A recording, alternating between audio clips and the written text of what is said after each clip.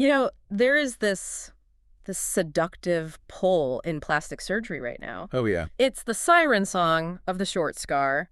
Everyone is chasing the minimal incision, the lollipop. The vertical-only approach. It's the holy grail, or at least that's how it's marketed. Exactly. But there is a massive tension there because at the end of the day, if you can't reproduce that result safely every single time, you are playing a very dangerous game. You might get away with it 9 times out of 10, but that 10th time keeps you up at night. that is the difference between a technique that looks great on a podium, where they only show the best outcome, and a technique that actually lets you sleep.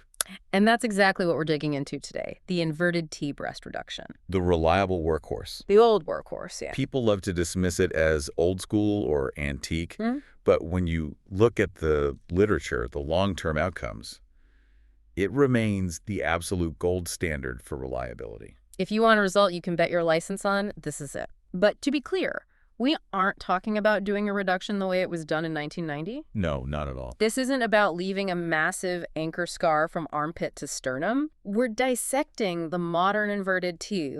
We need to get into the anatomy. Why behind it all? The decision matrix for choosing your pedicle, and specifically, we're going to break down the superomedial approach. Which is really the sweet spot for a lot of high-volume breast surgeons right now. Yeah. It merges that, legendary reliability with much better aesthetic control. So let's start with the foundation, the anatomy. Because when you look at the menu of options, superior pedicle, inferior, central mound, it's actually kind of wild that the nipple survives at all. It is. I mean, we are isolating this complex on a paddle of fat, cutting off 80% of its connections, and just hoping for the best. So why does the breast tolerate such diverse pedicle designs? It comes down to vascular redundancy. The breast is incredibly well vascularized, but you have to know your players. You've essentially got 3 main sources. But one of them is doing the heavy lifting. One is absolutely doing the heavy lifting.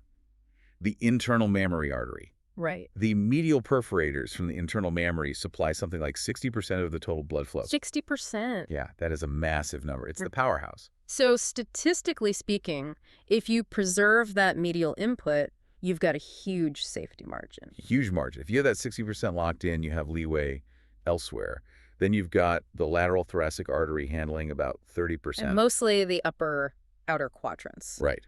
And finally, the intercostals pick up the slack in the lower outer quadrant. And that overlap, that collateralization, that's our safety net. It's the whole game.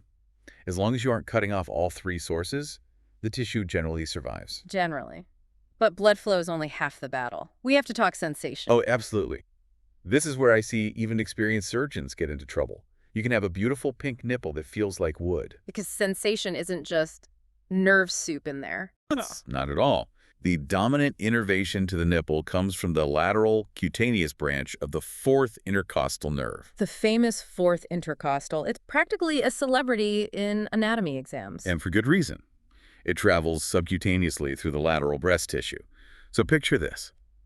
You're doing a deep dissection laterally. Or thinning out that lateral flap too aggressively to get a nice contour. Exactly. And if you aren't paying attention, you can easily sever this nerve. And that's why so many modern techniques are designed to specifically include that nerve path within the pedicle. Or at least respect the safety zone laterally. The takeaway is, don't just hack away at the lateral breast tissue. You have to feather that dissection. Leave a cuff of fat. Okay, let's move to the decision matrix. Inverted T versus vertical scar. This is the big debate. Huge. The vertical or lollipop reduction had its moment where it seemed like it was going to replace the T entirely. Everyone wants to avoid that transverse scar. But there's a trade-off. The trade-off is predictability versus judgment. With the inverted T, the skin markings largely dictate the glandular resection. It's that old phrase, what you mark is what you get. It's a geometry problem. It's math. It is. It's an equation. Now, compare that to a pure vertical technique.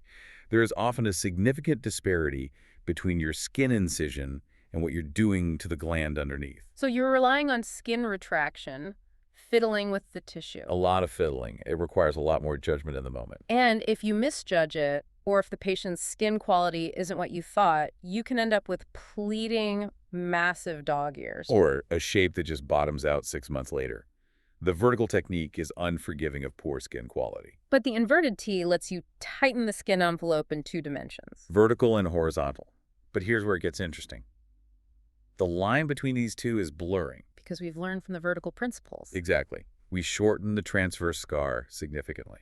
We can have the reliability of the T pattern without the penalty of a scar that wraps around to the back. So before we get to the supermedial, let's quickly run through the other options. Let's hit the classics. First up, the vertical bipedicle.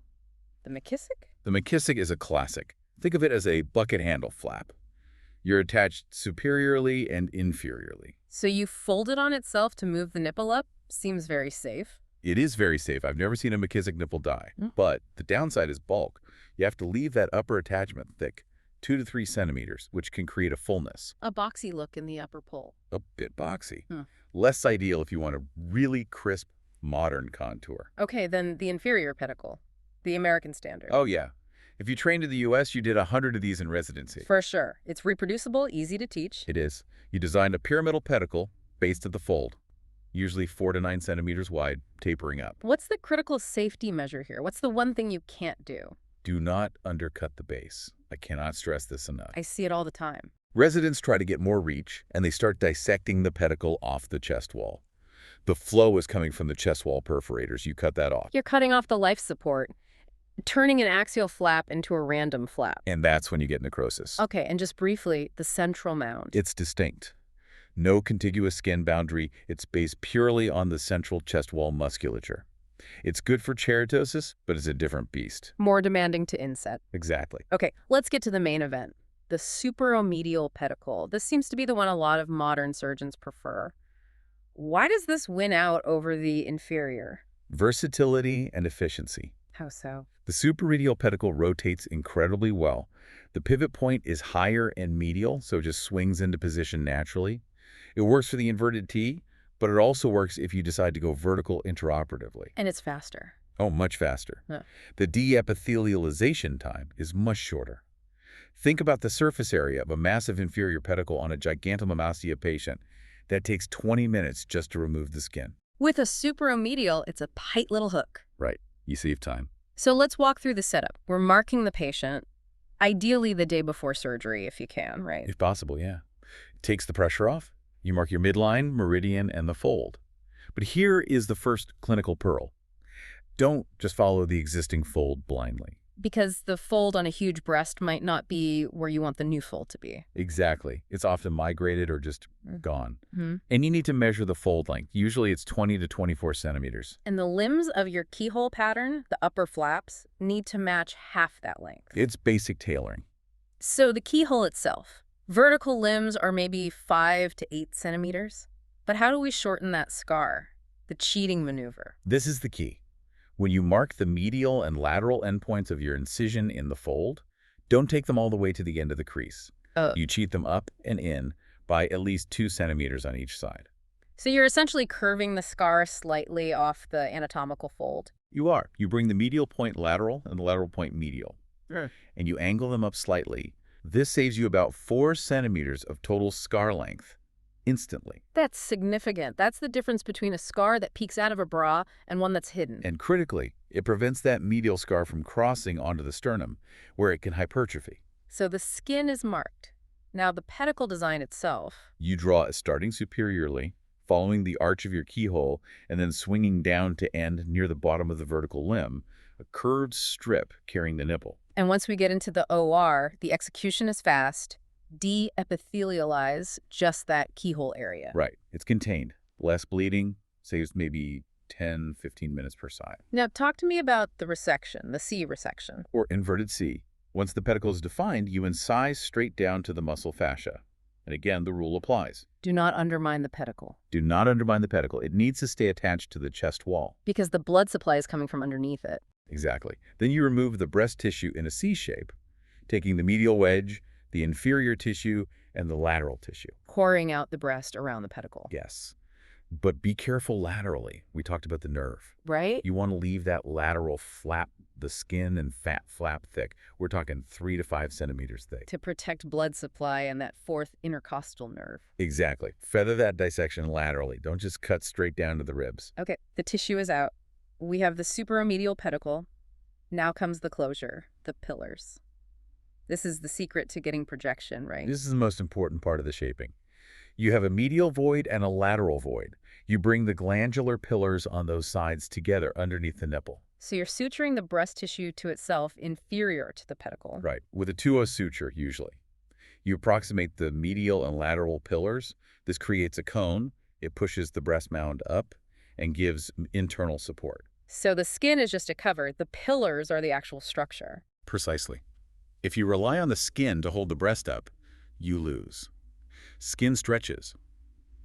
Parenchyma, held by sutures, holds its shape much longer. And this prevents that bottoming out deformity. That stargazer nipple, exactly. The pillars lock the volume higher on the chest. And a small drain, usually. A 10 French suction drain is good practice. Minimizes hematoma risk. Now, we have to pivot to what I call the nuclear option for listeners dealing with massive gigantomastia. Over 2,500 grams per side. Or an elderly patient with comorbidities where you just need to get in and out. The breast amputation with free nipple graft. It sounds aggressive. It does, and honestly, some surgeons see it as a failure. Like, oh, I couldn't save the pedicle, I'm not skilled enough. That is the wrong mindset. Completely wrong. It is a valid, safe maneuver. If you need to lift the nipple more than 15 centimeters, trying to maintain a pedicle is a huge gamble. And explaining a lost nipple is a lot harder than explaining a graft. Much harder. Yeah. Patients would rather have a grafted nipple than a necrotic wound that takes 3 months to heal. What are the trade-offs? Sensation is the big one. Sensation is gone, lactation is gone, you might get some depigmentation, and the projection is flatter. But for a patient carrying that much extra weight, getting it off safely is the priority. How does the technique differ? First, forget the keyhole. You mark 2 diverging arms at a 90-degree angle, about 10 to 12 centimeters long. The V shape. Right. You remove the nipple immediately as a full-thickness graft. Then, you amputate the breast tissue perpendicular to the chest wall. It is rapid. Efficient? But you aren't just leaving it flat. No, you retain a superior flap of parenchyma. You keep a block of tissue up top to auto-augment that upper pole so they aren't completely concave. And the nipple graft. You deepithelialize the circle, sew it on. And here's a key point. Thin the graft aggressively, but leave a tiny beta-gram of ductal tissue right under the papilla. To give it a little projection. Exactly, so it doesn't look like a sticker. Tie over dressing for 4 to 7 days, and you're done. It's a powerful tool to have. So looking at the big picture, the inverted T with a superomedial pedicle seems to be the sweet spot. It really is. It offers that blend of safety, robust blood supply from the internal mammary and aesthetic control. And the pillar closure is what gives you that longevity. That's the key. The internal shaping. Don't rely on the skin.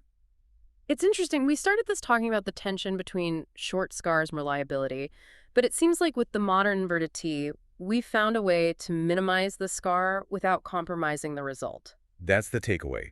Reliability is not the enemy of aesthetics.